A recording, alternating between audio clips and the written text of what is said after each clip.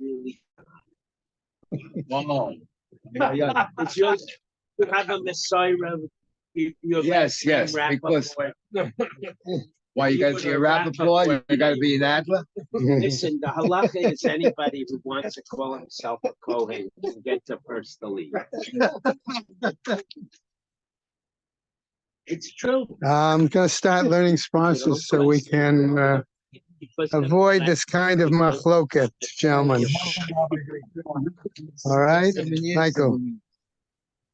Year of learning, Martin Lippman and family in memory of his wife, Malka Chana Pinchas. Friends of Herb Jeremiah, Tzvi Ben Zev. Friends of Sam Coleman, Shmuel Ben Yaakov. Friends of Gideon Lazinski, Mordechai, Shlomo Ben Meir, Bella and David Adler in memory of her father, Eliyahu Ben Yosef Kohen.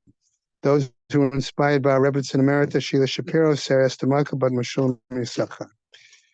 Gail and Leslie Kaplan in memory of their parents, Mushka Sprinz Bad Yosef Chaim Bechava, Hanan Ben Moshe Eliezer Vachana, Pesha Bad Shmuel Yitzchak Halevi Betzipora, Yisur Ben Yom Moshe Cohen Vachana. Rexford Friends of Gladys Sherman, Gutta Bat Meir. Michael Klein and Friends of Judah Klein, Yehuda Tzvi Ben Chaya, Marsha Brana in memory of her husband, Arav Yerachmiel Ben Shmuel. Friends and family of Arthur Ritholtz, Mordechai Yudel Ben Baruch Leib HaKohen. Friends and family of Siggy Bessler, Shalom Shraga Ben Dov. Friends of Marvin Weinstein, Mordechai Ozer Ben Yishvel Aron. Month of learning by Haran and Mel Haller. Memory of her mother, Malka Rachel Bad Yehuda Leib. Judith and Michael Poretsky in memory of her father, Yaakov Yitzchak Ben Hersh Feivel. Isaac and Eda Novik in memory of his mother, Miriam Gittel Bat Chanoch Henach, Tova and Leo Zimmer, memory of her mother, Henya Bat Reb Erel, B. Pizer in memory of her husband, Harav Yisrael Chaim Ben David, Rabbi Avi and Levi Lorraine Glatt, in memory of Pacey Ackerman's brother, Chaim David Ackerman. A week of learning by Lala Bestler in memory of her father-in-law, Dov Berish Ben Meshulam Shraga Fivish, Oscar and Shelley Moll in memory of his father, Shlomo Ben Yitzchak, and his mother, Rachel Bat Naftali, Marty and Judy Engel in memory of his mother, at the Sarah Bat Ephraim Fischel Halevi, Beverly Hersko in memory of her father, Israel Ben Chaim Tzvi, Judy Iger in memory of her mother, Bella Bat Anshe Yitzchak. And Shem is having Aliyah, Frank Rafir, Val the Yeshua Shem Utlea, Chobin Israel, a good to bench you. Amen. We're supposed to have a little mop up from yesterday. We are on the top of. It's yesterday. It's Summer. Samachema Bay. Right. No. We went to the top. We went to the top of Samach Baba Malal. Yesterday we had a machloka between Rabbi Allah and Rabbi Chanina. What was the argument? When an animal just changes in itself and it grows up, is that a change that enacts a transfer of a true transfer of ownership to the thief?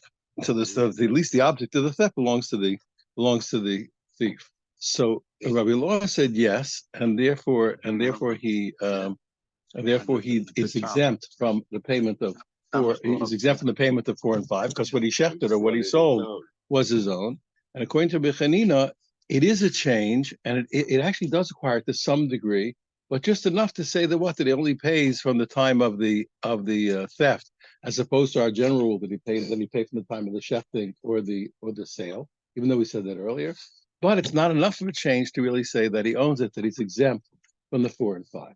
That was the argument. Then we brought the primary machlokas of Beis Shammai and Beis Hillel, whether an active change affects a change in ownership or not. Okay, so the Gemara says at this point that we are one Adkan Lepligi, which is 1, 2, 3, 4 lines from the top, the fifth word before the underline, smack in the middle. Adkan Lepligi, the whole argument of Rabbi Law, Rabbi Chanina, El Damar, Savra Shashinoi Kona, is only that Rabbi Law holds that a change in the animal from youth to maturity acquires to the thief. Umar Savra, ancient Kona, and Rabbi Chanina holds it doesn't truly acquire them, only a little bit. Everybody agreed that they're going to pay like the original thing, like I just summarized to you. Everybody agrees that you pay like the time of the theft. Okay, why? The Katani, as the Bryce taught us, he pays he pays the double payment in the 4 and 5, even though we said earlier like the time of the judgment or the time of the shechting or the selling. But here we say from the time of the theft. So this should really be a challenge to Rav. Now Rav, because Rav said as a general rule, Karen Kane should not have. And we said, well, always you pay the principal like the time of theft. And the 4 and 5, you always pay respect Hamad B'din, but really that really means for the shechting and for the selling at the time of shechting and selling, and shechting and selling, shechting and selling, and the kefil at the time they actually get to the court. So how do we explain Rav? Rav, don't worry. Don't worry. Rav's whole din was only talking about paying money. But when you're actually paying back a sheep, then only of course you pay back the sheep that you stole. You stole a sheep, you pay back a sheep. It's nothing. Yeah, you're telling me it's only when do we talk about a differential in value when you're paying money? So money is different. The numbers of money change, but an ox or a sheep or a calf is a sheep or a calf. Okay, now we're at a very important point. We're about to just return the same money. Yes, that's what we're saying. Yeah, because it's the animal. You can't say what I stole. I took a lamb. I gave you back a lamb. You can't argue with me. Well, you can't say that. So what? The things change. That's your tough luck. What have to do with me? I gave you back what I stole. Okay, now better. He gets a more valuable animal back if he gives back as it's growing. No, it depends. Maybe the baby's less expensive. Maybe less expensive. But okay. But here we're entering, because we started to talk about change and acquisition. We're entering a very, very gigantic discussion. And I talked to you many times about the fact that the Torah recognizes ownership, which everybody takes for granted, is really a tremendous breakthrough. It's a tremendously novel point. Here, God owns the whole world. Why all of a sudden there are individuals deciding what to do with the objects? We're all brothers. The world should be one big commune. You understand? But the Torah says no. The Torah says that the Torah recognizes ownership. Once you recognize ownership, you have a whole host of legal problems. How does it happen? Now we have a big problem, because even though when we see possession, we use that, we make an assumption of ownership, but certainly that doesn't do it. And certainly that doesn't do it. The possession doesn't create ownership; it creates an assumption of ownership. And therefore, when a person is not a possessor of something, it certainly doesn't tell us that it's not owned. So once we know that something is owned, okay, well, how the heck do we ever get out of it? You know, so we know, well, we make a formal act of transition. I give it to you, I sell it to you, etc. Okay, good. And you make a formal, you take it, you pick it up, etc. But you can have a load of problems. I think I told you when I came to the show as a kid. So there, I had a wonderful sense. I'm not bragging, but it's true. I had a tremendous sense of what was going to sell in the city. And from 17 years old, 18 years old, I identified every neighborhood that was about to go up. And I always knew, and I was always right, by the way, Hashem, but I never had the money to buy. Yeah. The first time I figured out, all you needed was $6,000 to buy a whole plot of land. And a place was going to turn to a luxury neighborhood. I told all my friends, this is going to be a luxury neighborhood. But if you had bought, it would have been. That's another. But all you needed was $6,000. I didn't have $6,000. And I identified, I told my friends, I helped a lot of people make a lot of money. I identified every neighborhood that was going to sell. I always told them, but I never had the money myself to buy it. So one of the things they had in Eretz Yisrael was it was a holdover from Turks and things like that, but it was really a Yerushalmi thing. A lot of Yerushalmis, a lot of old Jews, or the religious Jews in particular, had a tradition that you don't sell property. You can stand on your head. Don't sell a property. You have a property in the family. You do anything. Sell your kid. I'm just thinking. Do anything. Get rid of anything. Do not sell property. That was the tradition. So what did they do when they wanted to sell? They had a thing called key money. Key money was a very interesting thing. Let's say if a place would sell for 100,000, instead of selling for 100,000, they would sell for 70, 60,000. But you would only own it for as long as you live. And the second you pass away, it reverts back to the seller. They sell to you for your lifetime for a much cheaper price. But then it goes back to the owner. Now you have to realize that that's very nice as long as people live short lives and keep the underlying land. That's another thing. That's not, and you keep track of things. But what happens eventually? You have to realize what happens eventually. What happens is people, the thing reverted back 6 times already. You know how many owners there are now? Now there are 72 owners of the same property. By the time you got down to the grandchildren, 72 people own this apartment. So one of the place I finally found that I could afford to play, I actually had the money to buy, but I couldn't buy it. Why? Because nobody could track down the owners. There's like 62 owners. You got to find all the nobody take the case. Nobody bothered to try to. So there were tons of empty properties in Yerushalayim. that you could if you could find the owners, you could buy them. They were shells you could buy for pennies, and then you move in, you fix it up, but you can never get anybody. Anyway, we have a problem here. Once you have ownership, and once you have transitions, here people disappear, people die, people move away, people get fed up with life. They move, they go somewhere. What do you do with this property? Once I know that something was owned, when is it not owned? I'm stuck. We go crazy. We're gonna have a whole backlog. You have a whole universe of half our property is gonna be become like radioactive. Happening here is that we own it. So we have a big problem. We have to find out: is there such a thing as abandonment? When we don't have a formal abandonment, like for example, like a formal abandonment, like a Hefker. A person walks out, he says, "This is Hefker." He announces it's Hefker. Okay, that's also formal. Wait. No, no. It doesn't acquire. It only backs up your claim. It doesn't. Yeah, it only backs up your claim. But I'm saying, but I got this. But even that doesn't work. That was the trick in Israel. I told you that doesn't work. So many scoundrels came to show from Europe. Not everybody came. There was everybody who came there was a paragon of virtue. So a classic thing in Israel is called is this. What do you do if you want to own a property that you don't own? What do? You have your friend pay you rent. So then you show up in court a couple of years later. You have 3 years of rent. What do you mean? They've been paying rent to me for years. It's my place.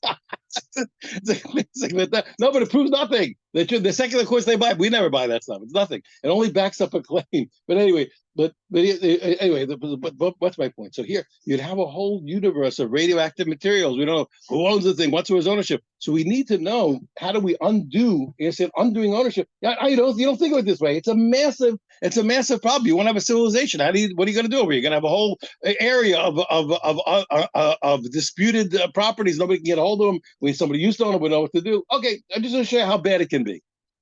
So we're about to introduce, even though he starts with our yesterday's subject, but really the main point is about to really discuss a principle called Yeush, which is a gigantic principle. What? Abandonment of hope. A person gives up hope, or gives up hope. The person is essentially relinquishing their ownership, and it's a big subject. It's a gigantic subject, and every kid usually starts.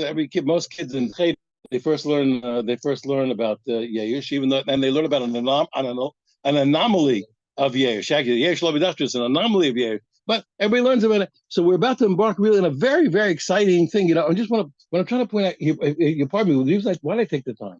Because you become jaded. You don't realize it. You're so used to living in the world you're living in. You think that whatever you thought made sense makes sense. It doesn't, Rabbosai. It doesn't. Ownership is a big deal. Ownership, big deal. These are massive concepts. I told you at Sinai, I'm telling you, people were collecting bets. Not really. The Jews didn't do it. You owe me $100. I told you that's Chaim. I told you you owe some money. We were arguing about these things for thousands of years. We were desperate. We couldn't wait to hear what God had to say about all these things. You understand? About all of these problems. And I'll just tell you one more thing and I'll stop. But listen to this. You have to understand. It's true that we call mishpatim, we call monetary law, things that even if Hashem didn't tell them, we would tell them. But you're making a big mistake. I want to tell you what it is. Right here in Miami, years ago, they had all the old Jewish ladies. Today, old Jewish ladies are not old Jewish ladies anymore. They used to have accents. You understand? The old Jewish lady is there with an accent. It's her 100th birthday. And the Miami, whatever it is, they was interviewing her. Her name's Goldman. Mrs. Goldman, your 100th birthday, wonderful. So your daughter's coming? She says, no, my daughter can't come. She's on a cruise. She said, your 100th birthday, your daughter's on a cruise? She said, yes, she's not coming. But your son is coming? She says, no, my son's very busy. He's a very big businessman. He can't come. She said, Mrs. Goldman, your 100th birthday, your daughter's on a cruise. She's not coming. Your son's doing business. He's not coming. She says, no, they're not coming. She says, Mrs. Goldman, if you had it all to do over again, would you still have children? She said, yes, of course. They said, really? She said, yeah, just not those two. She said, now, what's the story? That's when they had an accent. So now the thing is like this. Yeah, the old Jewish ladies and old Jewish ladies anymore. So is that so wait. So I'm going to explain to you. So people make a mistake. People make mistakes. It's true that the Medrash says what? That had Hashem not commanded us these laws, we would have made the laws. We would have made something, not these ones, not these two. We would have made something, because you couldn't, if you didn't have God, you would have made some kind of social contract, you understand? Otherwise, you never eat lunch. Everybody'd steal your lunch. We would have made something, but not what Hashem did. What Hashem did was uniquely God. Everything in the Torah is a breakthrough. When you look carefully and understand the Mishpatim, they're mind-boggling. They really are. Everyone's a breakthrough and a breakthrough upon a breakthrough in the combination of what Hashem did. Yes, we would have made something like that, but nowhere near what the Torah did. Don't make them. We wouldn't have written Choshen Mishpat, I promise you. It never would have happened. We would have had some basic, some basic set of rules. I read a guy who writes. You don't realize it. Here, 1776. A guy writes. Not such a religious guy, but a good point. He writes a good point. He says in 1776, when the founding fathers of America were trying to put together a fundamental document of finally a breakthrough of some basic human rights. The Gaon of Vilna was putting the notes on the notes on the notes on the notes of the afternotes of a late work called the Shulchan Aruch. He's putting late notes on a late work. The Shulchan Aruch is a modern work. We had all the rules and the minutia, and the minutia of a just and holy society that found while people were still doing the most barbaric things in the world. Yeah, what they did in 1776. It came from us, yeah. Okay. Yeah, of course you're right. Of course you're right. Anyway, so don't misunderstand. We would have written laws. Any normal society, unless you're animals, you would have done something. But not what God did. Don't make them. So now we're waiting with bated breath. What does God have to say about everything? Let's see. So now what are we going to do? Now that we complicated issues and we got ownership and we have transfer ownership. What do you do when people? What do you do when people just? What do you do when you know what's going on? Are you gonna have whole areas of radioactive property that don't know what to do with? What's going on over here? Okay, so now what to see. So now Rabbah starts in one area, but his real goal, as we're going to see, is to talk about Yesh. As we're going to see in 1 second. Amar Rabbah, Shino Ikona. The idea that we spoke about, that a change in the property, and there was a fundamental change, a fundamental change in the property. It acquires, ksiva v'tanina. That I know it's written in the Torah, and also I can see it from a Mishnah. Ksiva, where I see in the Torah, is like Zeyo Asher Gazel. It says, and yesterday we learned this from a different perspective. It doesn't matter for now. He has to return the stolen thing that he stole. What do you mean the stolen thing that he stole? If it's a stolen thing, he stole it. What do you have to tell him a stolen thing that he stole? Who needs the extra words? The answer is what? Asher Gazel. Why is it the stolen thing that he stole? Even Cain Shagazel. If the thing is still the same ilk that he stole, Yachsir, then he has to return the thing itself. Being love, but if it's changed, then what? He only has to pay back money. He's allowed to keep the object, and he no longer has to return the stolen object. He's permitted to pay back money and to hold on to the stolen object. Tanina. Okay, so one, I learned it from the pasuk. So I see that when it changed, it goes to the true ownership of the thief, even though it has to pay money. Tanina, where did I learn it? In a Mishnah. If a person stole wood and he built it into utensils, he built tables and chairs or whatever. He stole wool and he turned it into clothing. He pays like the value that he stole, okay? And he doesn't have to give, he pays money, he pays the value he stole, and he doesn't have to give back. He doesn't have to give back, right? The garments that he made or the utensils that he made. Inami. Or another alternative that I could learn from the oral law that I see also that a change acquires to the thief, because we learn the following. This is by a different din entirely. When you shear a minimum of 5 sheep, so you have to give a gift to the Kohen. But it's a little different than Trumas and Meises. It's not a din of separation. You have to give it. It doesn't work in separation. So what happened here was.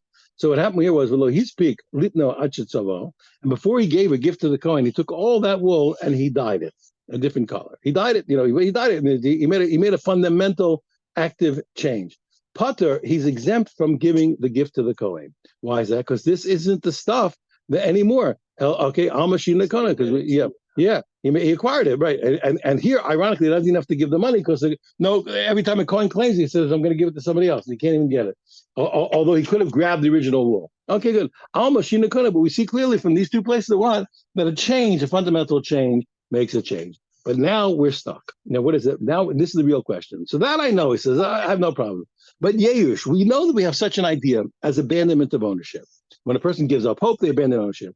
Amri Rabbanan did nickname. Okay. So I know for sure the rabbis have taught us that it acquires. We're going to see in a second. His opponent says they don't, but he says, at least I know for sure that there is such a principle as Yeush. He says, the only problem is what? Miyu lo yadina, what I don't know is imi doraisa or dorabbanan. I don't know if when the rabbis taught us that Yeush, abandonment of hope, is functions, and a person acquires when a person abandons or can acquire.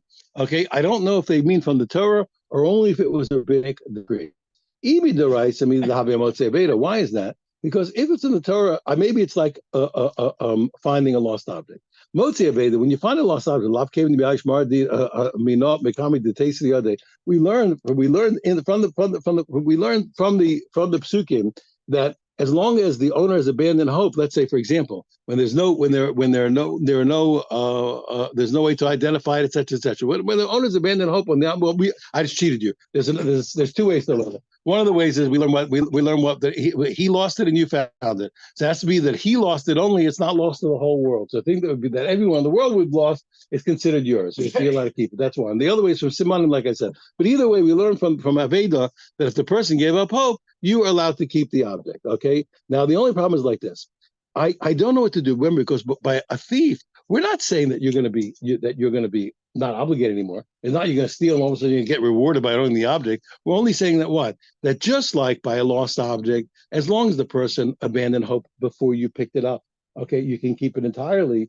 Even though when it comes to theft, the person didn't abandon hope before you stole it. They only abandoned hope afterwards. But maybe it should at least acquire it to you enough that you own the object and only have to pay the money. I hope I'm clear. That's the problem. In other words, do I learn from a lost object that just like by a lost object, that the person gave up hope and abandoned it before I picked it up, I'm allowed to keep it. So too by theft, even though I took it illegally and the person only gave up hope afterwards, it's at least establishes a transfer of ownership to the degree that I own the object and I only have to pay back the money. That's the question. Okay. So do I say it's just like a lost object?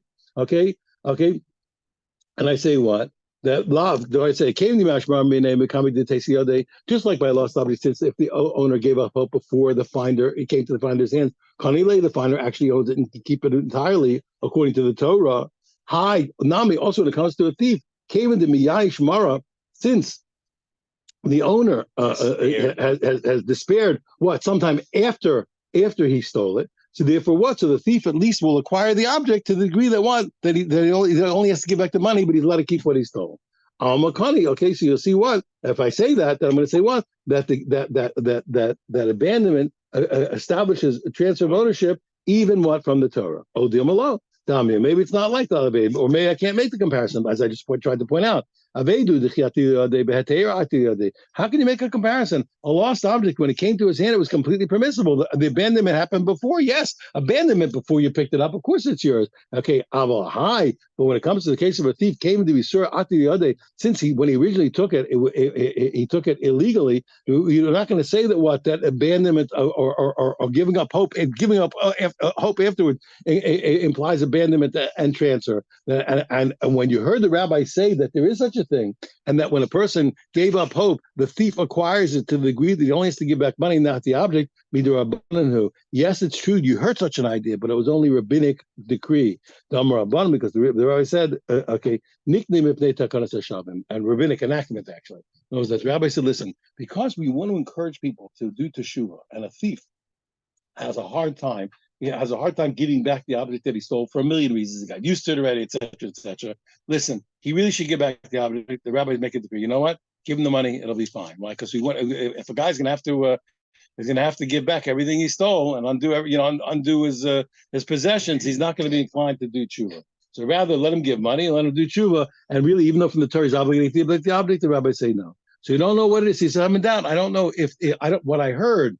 That giving up hope enacts transfer of ownership to a thief. I don't know if it's a Torah law compared to lost object, or if it's merely a rabbinic enactment to encourage people to do tshuva. But really, from the Torah, he was really always obligated to give back the stolen object, even after the other person abandoned hope.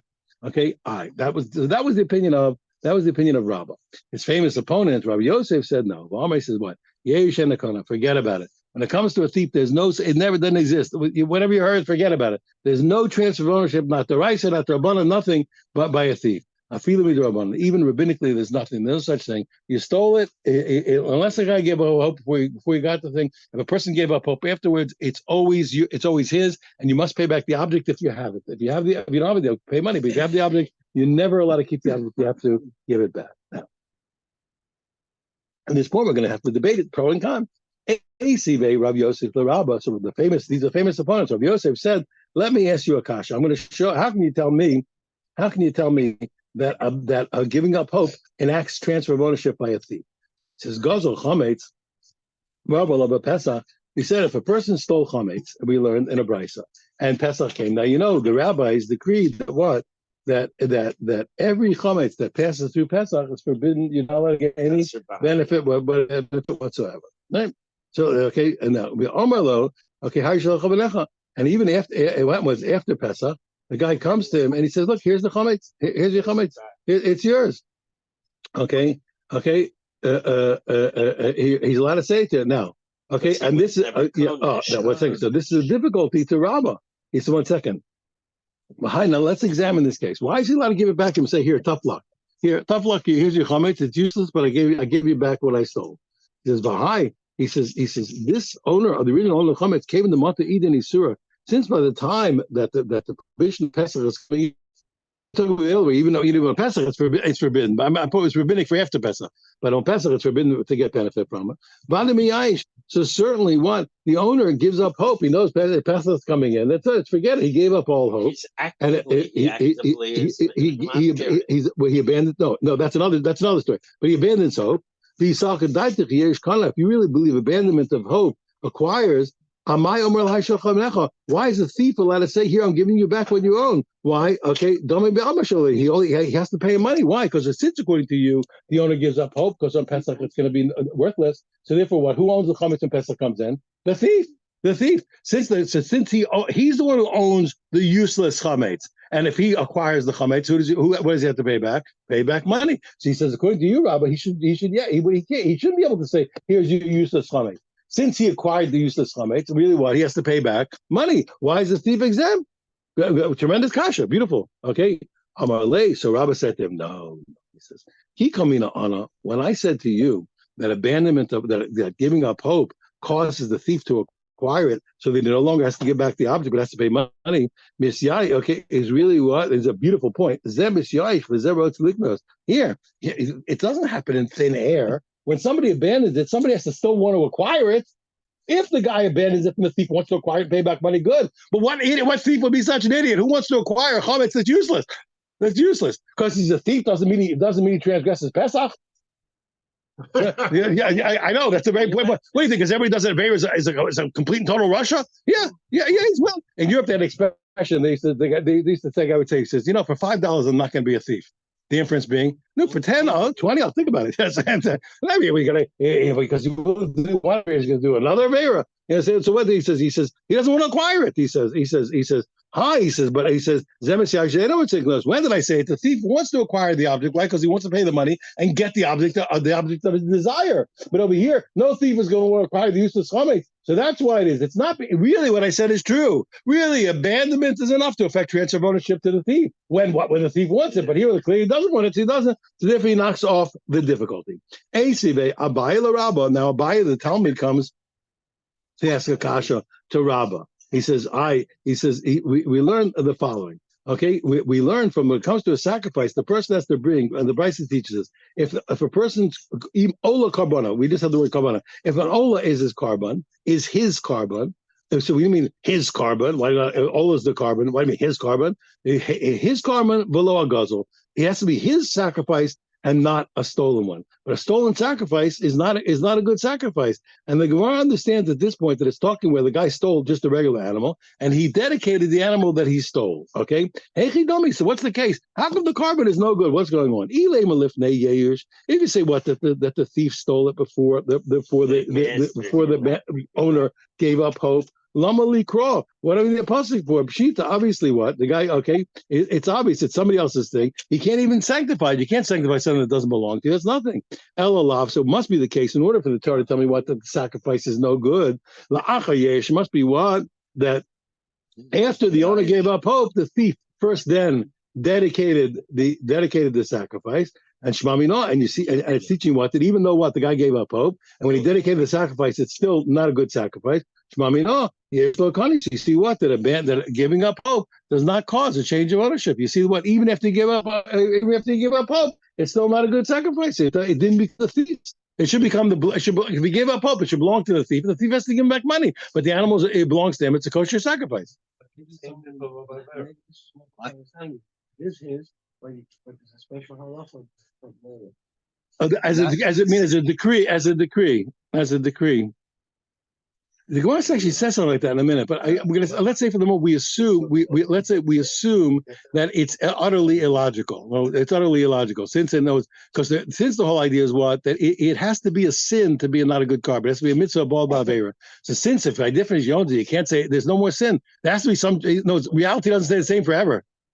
You're going to say it's like frozen because somewhere in history it was a sin. It's not a sin now. I think the Gemara is just saying that it's not. It doesn't make. It's against common sense. But you're going to see something similar to what you said in a minute. So let's see. Let's consider the point. Okay. Amalei Rabba. So Rabba wants to come. The Talmud wants to answer Abaya. He says no. What? He says don't attack Rabbi Yosef. He says I'm going to show you what you're saying. He says the whole thing makes no sense. Well, the time if according to you, when the Brises are discussing these stolen objects, they're talking about things that start out one way and that started out non-sanctified. All the time, if according to you that it started non-sanctified, sanctified it, he says, then what do we do with a similar drasha? We learn like this. We know, that a zav, so his bed becomes an avatuma. The bed of the zav, the person with the disease called ziva. So and that bed becomes an avatuma, and if anybody touches it, becomes tameh. But it says mishkavo. It says his bed, mishkavo, below his bed, but not one that was stolen. So if one was stolen, it doesn't become tum. It doesn't make tumah. What's the case? Even with the gazel amrav of the mishkavo, we can say, well, let's say he stole wool and he made a bed out of it. Okay, and that's a real change. Okay, remember that according to Beis Hillel, that's a real change. He actually made an active change. And certainly he acquires it. Which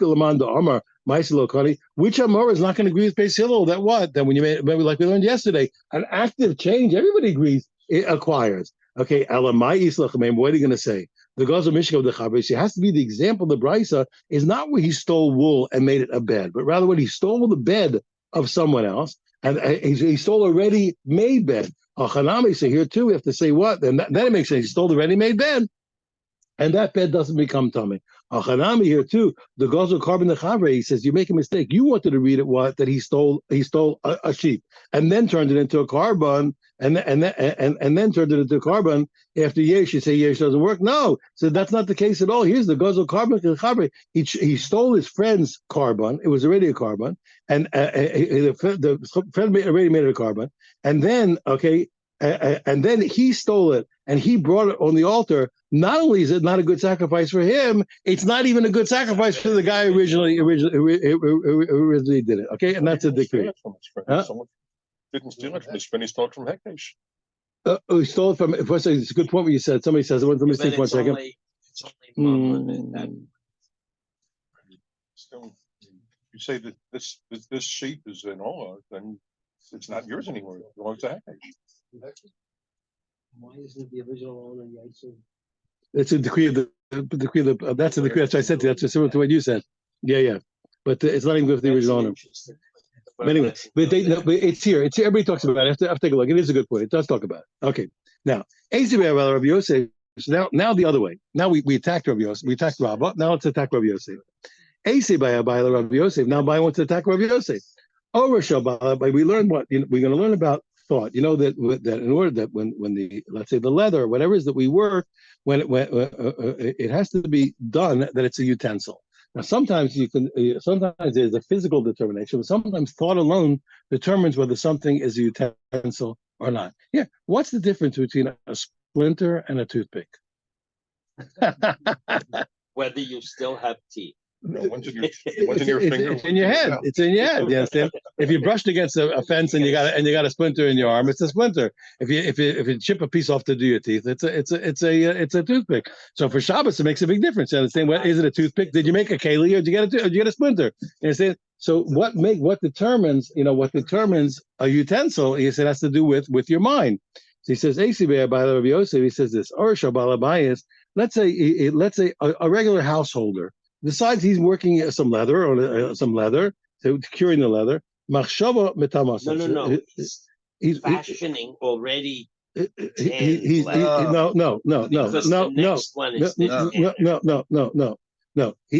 tanning. No, the balabais is tanning leather. He's working the leather. Now, let's say his thought alone can make them tummy. In other words, what? In other words, Once he decides, okay, that it doesn't need any more work, and it is a utensil, it's a utensil. So let's have a flat piece. I have a flat piece. I did it. But the Machshava does it. If he said, listen, you know what? He says, I'm going to use it as a rug. I'm going to use it as a cloth. So where it is. So now his thought alone, okay, turns it into a keli.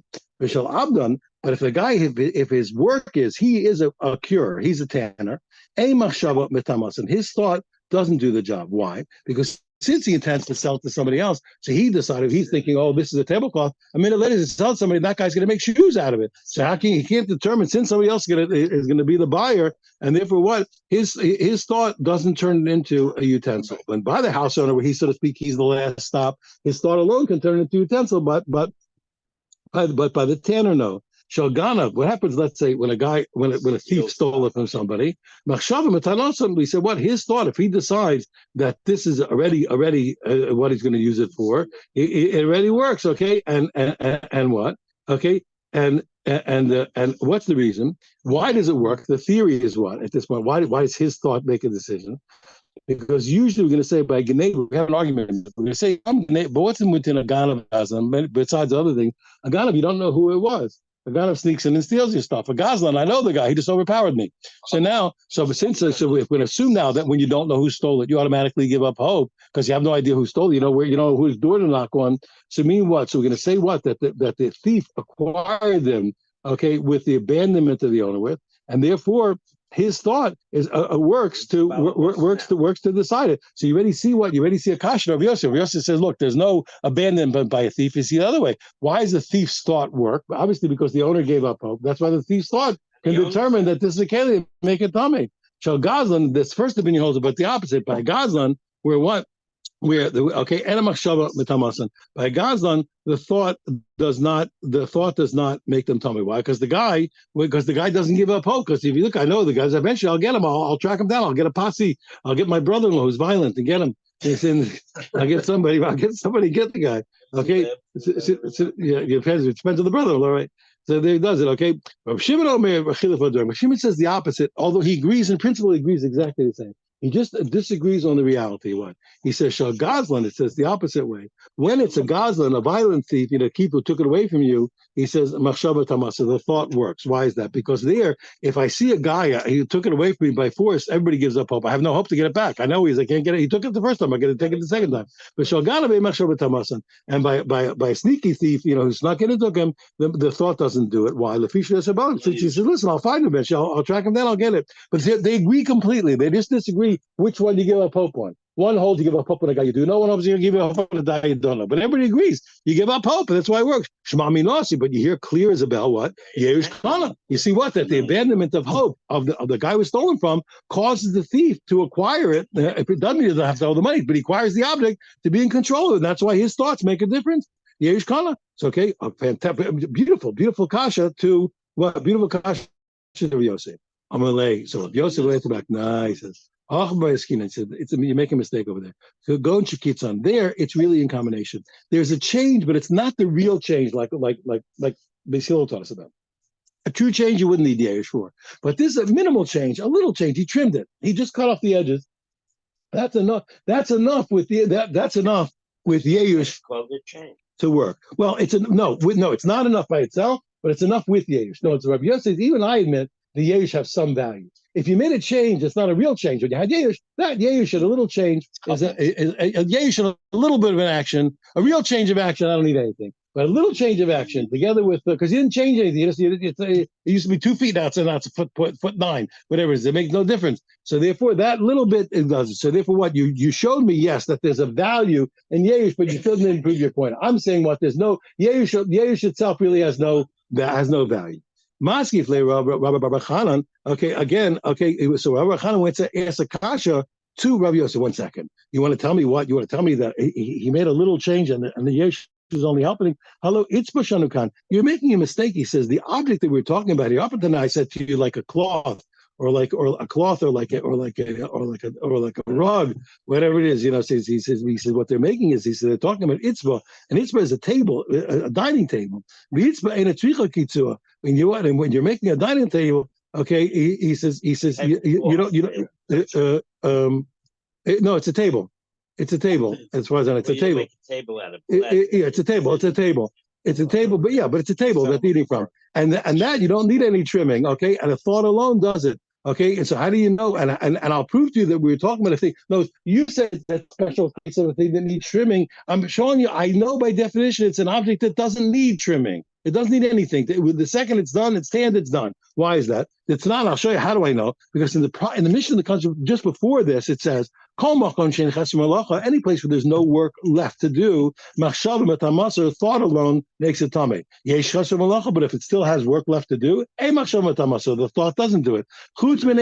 Except for what? Except for this table. Even though there's still more work to do. Okay, it already gets the rule of a utensil with thought alone. Why? Because even if you do a little bit of trimming, even if you still intend to trim it, it's not the thing that you'll do. Again, you're still going to trim it, but trimming does nothing. It doesn't. It just makes it a little prettier. Okay, but it's as far as doing its job, it's already done before you ever trim it. And therefore, what? So the next mission that we just learned, when it said about the leather of the skins of the householder, that thought does it. It was talking about things like an itzvah. What? That thought alone makes them tummy, and you can't tell me it's a case where what still had a little trimming to do, because it's a case where trimming makes no difference. Alama Rava, so Rava says, don't worry.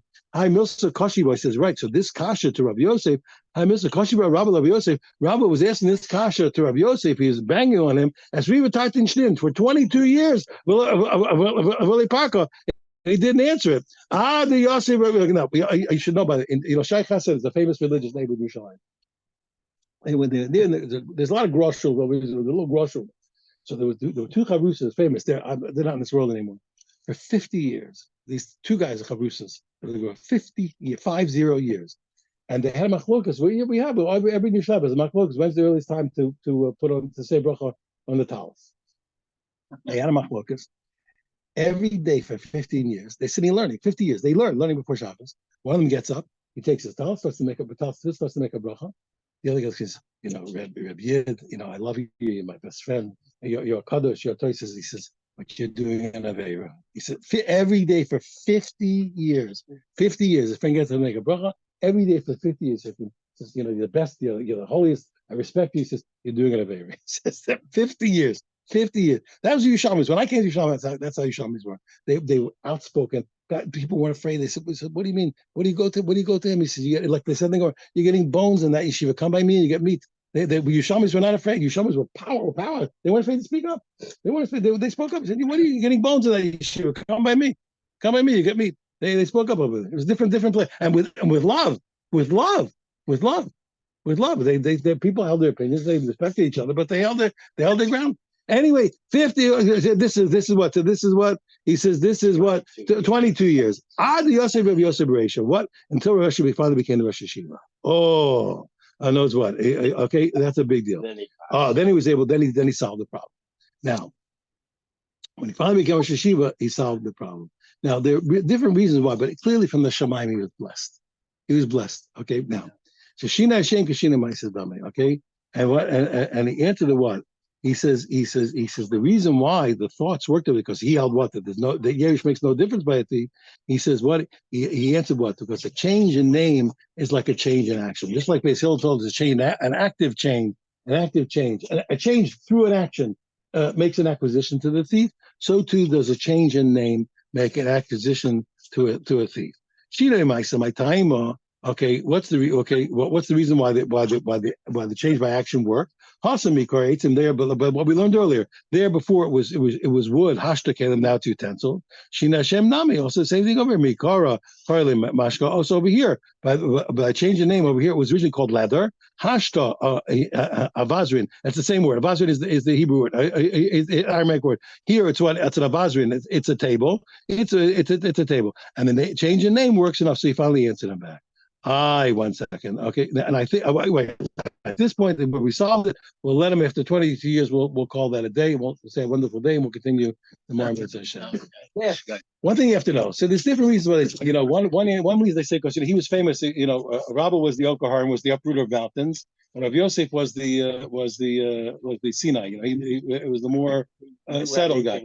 But you have to know something else. You have to know, and everybody who teaches knows this. when you're responsible for other people, Hashem gives you Torah that you never would have gotten yourself. Everybody knows it. Why? Because the people teaching deserve it. So if anybody who's not an idiot would pay anybody to be a student. Why is that? Because you gain so much. If anybody learns from you, from the Shemaim, they teach you things not for your sake. But the guy who you're teaching, since he deserves to know it, you get to know it. So you're an idiot not to teach people. Yeah. You know what? It's embarrassing. It's for them. It's not for you. It's for them. You said it's for them. It's a good. Sure, thank you. I'm not knocking you up. That's what it's about. Hey. Thank you.